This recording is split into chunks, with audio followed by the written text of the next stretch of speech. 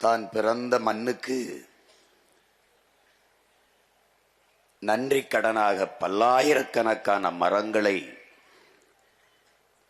நட்டு வைத்து வளர்த்த மகத்தான மகள்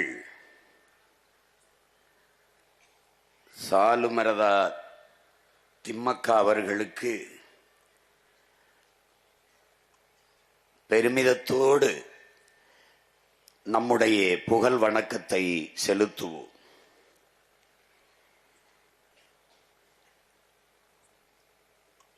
நஞ்சில்லாத உணவு அதுவே நம் கனவு என்று நமக்கு கற்பித்த நம்முடைய பெரிய தகப்பன்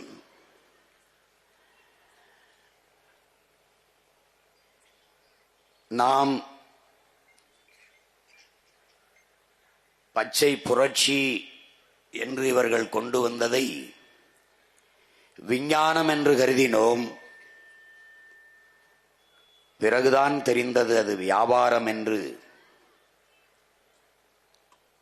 இந்த தலைமுறை தமிழ் பிள்ளைகள் நமக்கெல்லாம் கற்பித்த பேராசான்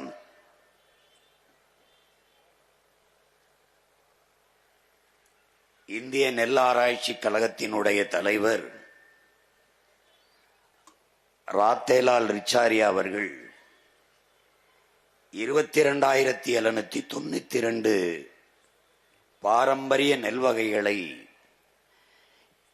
இந்த துணைக்கண்டம் முழுமைக்கும் பயணம் செய்து சேமித்து வைத்திருந்தார். அந்த நெல் வகைகளை எல்லாம் ஒரே நாளில் சின்சாண்டோ நிறுவனத்திற்கு எடுத்துக் கொடுத்த ஆட்சியாளர்கள் அன்றைய காங்கிரஸ் கட்சியின் ஆட்சியாளர்கள். அந்த நாளில்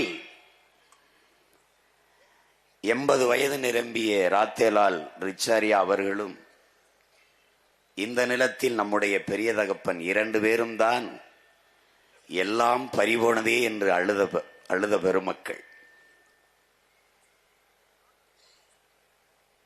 நம்மை போன்ற பிள்ளைகளுக்கெல்லாம் வேளாண்மை மீது ஒரு பெரும் காதல் வருவதற்கு காரணமாக இருந்த முன்னத்தி ஏறு உழவன் நம்முடைய பெரிய தகப்பன் நம்மாழ்வார் அவர்கள்.